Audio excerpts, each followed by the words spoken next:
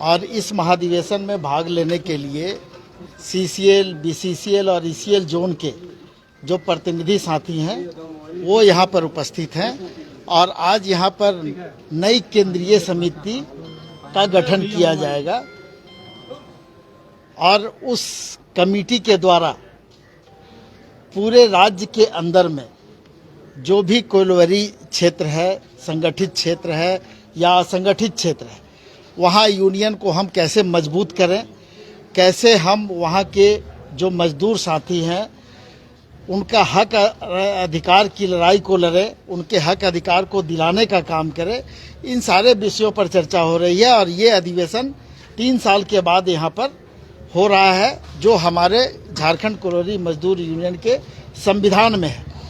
और आज यहाँ पर तीनों जोन के जो पदाधिकारी आए हैं, जो प्रतिनिधि आए हैं, उनके द्वारा अपने अपने जोन का यहाँ पर रिपोर्ट भी प्रस्तुत किया जा रहा है और आगामी आने वाले दिनों के लिए जो कार्यक्रम तय किए जा रहे हैं उसका भी रिपोर्ट उन लोगों के द्वारा आज यहाँ पर प्रस्तुत किया जा रहा है। अभी पार्टी का आप लोग विस्तार नहीं किए हैं, जो भंग किए थे महाधिवेशन में, सार्वजनिक नहीं किया है कि कौन किसको क्या पद मिला है पार्टी में? नहीं, देखिए, पार्टी और यूनियन दोनों अलग अलग चीज है। आज यहाँ यूनियन का महाधिवेशन चल रहा है और आज यहाँ पर नई केंद्रीय समिति की घोषणा भी होगी। प्रतिनिधि साथी जो आज भाग ले रहे हैं आज इस महाधिवेशन में, उनके द्वारा आज केंद्रीय कमेटी की घोषणा की जाएगी, उनका चुनाव किया जाएगा, अध्यक्ष, महासचिव और कार्यकारिणी के जो सदस्य हैं। नहीं, मेरा दादा सवाल है पार्टी का कब तक करेंगे आप लोग? जो सेंट्रल कमेटी है। नहीं, मैंने इसलिए कहा ये बात कि यूनियन और पार्टी दोनों अलग अलग चीज है। आज हम लोग यहाँ पर उपस्थित हुए हैं झारखंड कोयलवरी मजदूर यूनियन के महाधिवेशन में, और महाधिवेशन में जो प्रक्रिया अपनाई जाती है उस प्रक्रिया को यहाँ अपना करके नई केंद्रीय समिति की घोषणा की जाएगी। ये सवाल विनोद जी, ये पार्टी में रहते दूसरे यूनियन की जिन्होंने सदस्यता ली है उन पर कुछ कार्रवाई को लेकर कुछ अग्रतर? नहीं, उनके ऊपर में जो शोकआउट किया गया था उसका जवाब आया है। और जवाब आया सर, नाम नाम के साथ कौन कौन लोगों ने जवाब दिया था? जैसे मथुरा जी का आपने बोला था, सीता सोरेन के बारे में बोला था।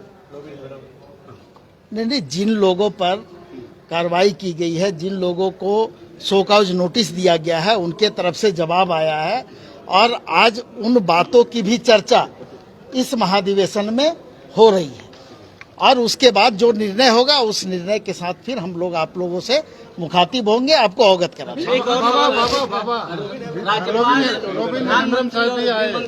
हाँ, यूनियन के सदस्य हैं, यूनियन के पदाधिकारी हैं, तो आज यहाँ पर वो उपस्थित हैं।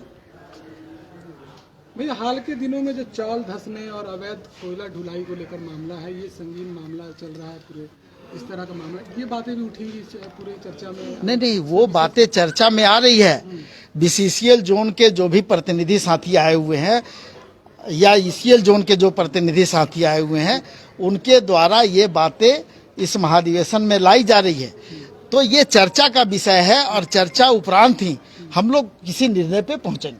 विनोद जी, एक सवाल है कि अभी हफीजुल हसन ने बयान दिया है जिसमें उन्होंने कहा है कि अगर 20% मुस्लिम को तंग किया जाएगा तो 80% हिंदू भी है, उन्हें भी परेशानी होगी। तो ऐसा विवादित बयान एक मंत्री नहीं, देखिए, हम लोग तो आपके सामने यहाँ है, अधिवेशन में भाग ले रहे हैं, तो अभी उनके बातों का या उनके द्वारा दिए गए बयान की जानकारी अभी हम लोगों को नहीं है। और जब जानकारी होगी तो मैं इस पर अपनी प्रतिक्रिया भी दूंगा और पार्टी की भी प्रतिक्रिया है। लेकिन ऐसा बयान देना किस रूप में लेते हैं? क्या नहीं, अगर इस तरह की बातें हैं तो ये बिल्कुल उचित नहीं है और किस संदर्भ में उन्होंने ये बातें कही है उस संदर्भ को बिना जाने उस पर कोई टिप्पणी करना उचित नहीं होगा। इरफान जी भी उधर CP सिंह को कहें कि बाहरी है, इनको भगाओ, क्योंकि ये इस तरीके के मैं किसी के व्यक्तिगत टिप्पणी पर टिप्पणी नहीं करना चाहूंगा। अगर संगठन के तरफ से कोई टिप्पणी आती है तो उस पे हम अपनी प्रतिक्रिया दे सकते हैं पार्टी के तरफ से। विनोद जी, आज कल राज्यपाल ने प्रधानमंत्री और गृह मंत्री से मुलाकात की है। झारखंड की जो वस्तुस्थिति है राजनीतिक, उस पर चर्चा कैसे देखते हैं? क्योंकि लगातार राज्य में जिस तरह से कई गंभीर आरोप लगे हैं, राज्यपाल के पास हम लोग भी गए हैं, भारतीय जनता पार्टी के भी लोग गए हैं और राज्यपाल वहां जाकर के दिल्ली में देश के प्रधानमंत्री से मिल रहे हैं, गृह मंत्री से मिल रहे हैं और वो क्या अपनी बात वहां कह रहे हैं, क्या रिपोर्ट दे रहे हैं, ये अभी हम लोगों को तो मालूम नहीं है। पार्टी के तरफ से चुनाव आयोग को कुछ पत्र लिखा गया है कि एक तरफा निर्णय मत लीजिए। बिल्कुल लिखा गया है, राज्यपाल से भी मिल करके हम लोगों ने उनको सारी बातें अवगत कराई है। अब निर्णय राज्यपाल महोदय को लेना है और जो भी प्रक्रिया है उस प्रक्रिया को अपनाया जा रहा है। विनोद जी, आप लोग दावा करते हैं कि राज्य में स्वास्थ्य व्यवस्था हमारा बहुत बेहतर है, लेकिन ऐसा क्यों हो रहा है कि बार बार किसी भी इलाज के लिए आखिर बाहर का रुख करना पड़ा, चाहे जगन्नाथ दा के मामले में या फिर मुख्यमंत्री की माता के मामले में चेन्नई ले जाया जाए? नहीं, ऐसा नहीं है। यहाँ पर उनका उपचार भी चल रहा है और अभी वो स्टेबल भी हैं, लेकिन डॉक्टरों से सलाह लिया जा रहा है। डॉक्टर लोग अगर उनकी राय होगी कि इनको और बेहतर इलाज के लिए हम लोगों को ले करके जाना है तो फिर हम लोग ले करके जाएंगे, लेकिन अभी ऐसी कोई बात नहीं है। उनका जो भी राय आएगा उस राय के साथ हम लोग चलेंगे। लोबिंदा उस समय से नाराज चल रहे हैं, ऐसे में जहां यूनियन की बैठक चल रही है, बैठक में मौजूद पहुंचे हैं लोबिंदा। नहीं, ये नाराजगी की सूचना आपको कहाँ से मिली? लगातार विषयों पर लेकर वो लगातार वो साफ पता चलता है ना कि उन विषयों पर खाने नीति जैसे जिस विषय पर वो अपनी प्रतिक्रिया दे रहे हैं, जिस विषय पर वो अपना विचार दे रहे हैं, वो उनका मामला है। आज ये यूनियन के पदाधिकारी हैं तो यूनियन के बैठक में शामिल होने के लिए आए हैं, तो इसमें कौन सी अनुचित बात है?